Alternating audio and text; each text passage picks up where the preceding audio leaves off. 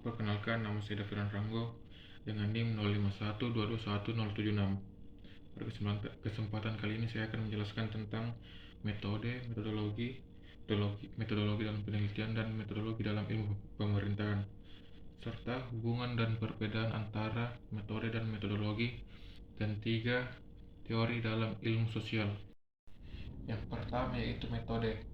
Metode adalah serangkaian langkah atau prosedur sistematis yang digunakan untuk mencapai tujuan tertentu. Dalam konteks umum, metode mengacu pada cara atau teknik yang digunakan dalam melakukan suatu tindakan atau mencapai suatu hasil. Yang kedua, metodologi. Metodologi adalah suatu kerangka kerja atau pendekatan sistematik untuk memecahkan masalah atau menjalankan suatu penelitian. Yang ketiga, metodologi penelitian. Metodologi penelitian mengacu pada strategi atau pendekatan yang digunakan dalam penelitian ilmiah. Ini melibatkan pemilihan metode-metode tertentu, pengumpulan dan analisis data, serta interpretasi hasil penelitian. Dan yang keempat, metodologi ilmu pemerintahan. Metodologi ilmu pemerintahan adalah pendekatan khusus yang digunakan dalam studi ilmu pemerintahan. Ini melibatkan penerapan metode-metode ilmiah dan analisis sosial untuk memahami struktur, fungsi, dan proses pemerintahan dalam konteks sosial dan politik.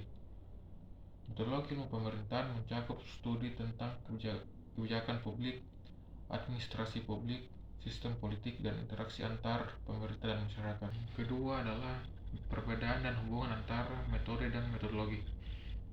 Metode adalah serangkaian langkah konkret atau teknik yang digunakan untuk mencapai suatu tujuan atau menyelesaikan suatu tugas.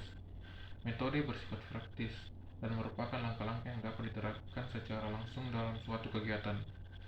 Misalnya dalam penelitian ilmiah, metode pengumpulan data dapat mencakup wawancara, survei, atau eksperimen. Sedangkan metodologi, di sisi lain, adalah kerangka konseptual atau teoritis yang menjadi dasar bagi pemilihan dan penerapan metode.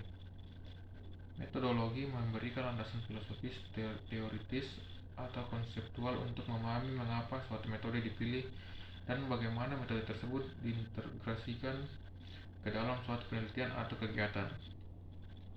Dalam konteks penelitian atau studi ilmiah, metodologi mengarahkan peneliti dalam pemilihan metode yang sesuai dengan pertanyaan penelitian dan tujuan studi. Metodologi membimbing peneliti dan memahami asumsi, kerangka teoritis, dan prinsip-prinsip yang mendasari penggunaan metode tertentu. Yang terakhir atau poin ketiga yaitu adalah 3 ilmu teori dan proporsinya. Yang pertama adalah teori fungsionalisme. Teori fungsionalisme menekankan pentingnya fungsi-fungsi sosial dalam masyarakat. Proporsinya bisa dianggap sebagai dasar yang mencakup sekitar 40% dari pemahaman dasar dalam ilmu sosial. Yang kedua, teori konflik. Teori konflik menekankan ketegangan dan konflik sosial sebagai bagian integral dari masyarakat. Proporsi ini dapat dianggap sekitar 30% dari keseluruhan pemahaman dalam ilmu sosial, karena konflik adalah aspek penting dalam dinamika sosial. Dan teori yang ketiga atau yang terakhir adalah teori interaksionalisme simbolik. Teori interaksionisme simbolik menekankan pentingnya simbol, bahasa, dan interaksi sosial dalam memahami masyarakat. Proporsi ini dianggap sekitar 30% dari keseluruhan pemahaman dalam ilmu sosial karena menyoroti kompleksitas komunikasi dan interaksi manusia. Itu saja pemaparan atau penjelasan materi dari saya. Sekian dan terima kasih.